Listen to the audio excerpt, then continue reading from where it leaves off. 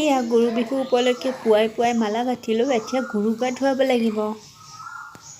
Good morning everyone. তো আজিৰ পৰা হ'ল আমাৰ মৰমৰ বাবুটিহঁত ৰঙালী বিহু আৰম্ভ।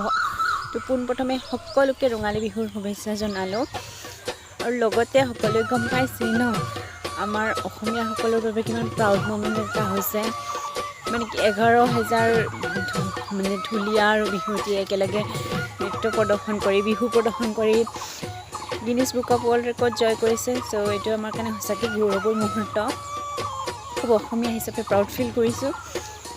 তো সকলোৰে ৰঙালী বিহুটো ৰঙেৰে উপচি পৰক তাৰে কামনা কৰি লওঁ। তো চাই থাকিব মোৰ ভিডিঅ'টো। এইডাল কি চিনি পাইছে?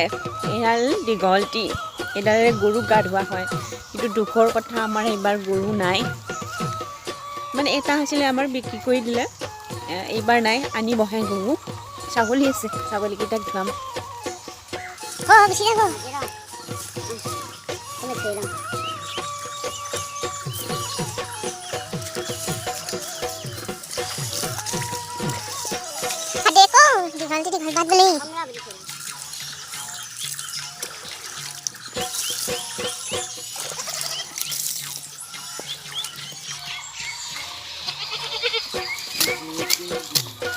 গৰু খুব জাত জাত গৰু নয়, যা ছাগাল।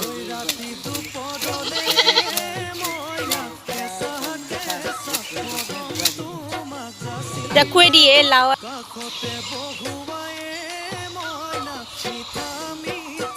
আমাৰ গৰু থাকেই। এইবাৰ এইটো বছৰ নাই মানে আমাৰ গৰু। ছাগলীকেইটা ধোৱালোঁ।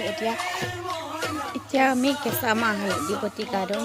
মানে কি এনেকৈ কেঁচা হালধি, মাহ, তামোল কুহি, মানে সৰু সৰু আমবিলাক মানে কি বটি পেলাই গা ধুওঁ। স্কিনৰ কাৰণে ভাল বুলি কোৱা হয়। তেনেকৈ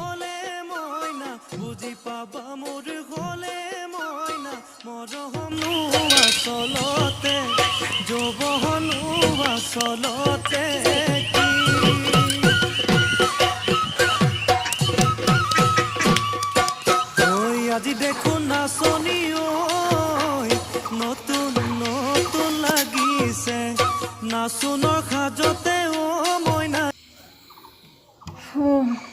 গৰু বিহু বুলি গা চা ধুই আহিলোঁ আৰু ন। আজি গৰুৱে বিহুৱান ল'ব। কালি বহাগৰ 1 তাৰিখ, কালি মানুহে বিহুৱান ল'ব। কাইলৈৰ পৰা নতুন অসমীয়া বছৰ আৰম্ভ। গতিকে অসমীয়া নতুন বছৰৰ শুভকামনা জনালোঁ সকলোকে। সকলোৰে বছৰটো মংগলময় হওক। আৰু নতুন বছৰত মোৰ জন্মদিন, বিহুৰ মাজতে, 7 বিহুৰ মাজতে মোৰ জন্মদিন হয়। অসমীয়া নতুন বছৰতে জন্ম মোৰ। ধুনীয়াকৈ কুলি এজনীয়ে মাতি আছিল হা। ভিডিঅ'টো ষ্টাৰ্ট কৰাৰ লগে লগে বন্ধ হৈ গ'ল। বৰ দুখ লাগিল।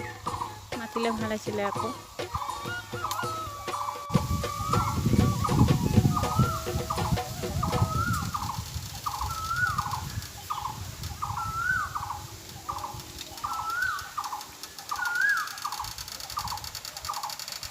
মই ৰৈ আছিলোঁ জানে, কেতিয়া কুলিটোৱে মাতিব, কেতিয়া কুলিটোৱে মাতিব। মাতিলে। বাপৰে, বিহু বুলি ক'লে কুলিৰ মাতটো। সকল এতিয়া আবেলি হ'ল। আমাৰ ফালে গৰু বিহুৰ দিনাখন এটা নিয়ম আছে। এইটো ঠাইভেদে বেলেগ বেলেগো হ'ব পাৰে, যিহেতু বহুত নিয়ম আছে। চ' আমাৰ ফালে মানে কি আবেলি সময়ত এনেকৈ থোপা দিয়ে। এইটো আপোনালোকে কি বুলি কয়? এইটো সৰু বিহু। আৰু এনেকৈ বাঁহ গছৰ, আম গছৰ শুকান পাত এনেকৈ থোপা দিয়া হয়। মানে গৰু ছাগলী অহাৰ, গোহালি সোমোৱাৰ মানে আগতে এনেকৈ এটা থোপা দিয়ে। তাৰপিছত সেইখিনি চাফা কৰি দিয়ে। আৰু যিখিনি গৰু ছাগলীৰ কাৰণে বিহুৱান আনে মানে পঘা, সেইকেইটা মানে সেনেকৈ থুই পেলাই গৰু ছাগলী অহাৰ পিছত তাৰমানে গৰু ছাগলীৰ ভৰি ধুৱাই দিয়ে। তেনেকৈ নতুন পঘাৰে বান্ধে। তেনেকৈ নিয়ম আছে আৰু তেতিয়া এটা বেলেগ থোপা দিয়ে। এতিয়া এইটো এনেকৈ থোপা দিয়ে। তো এইটো মই দিওঁ, প্ৰতি বছৰে ময়ে দিওঁ, এইবাৰো দিম। তেনেকৈ কৰি দেখাই আছোঁ।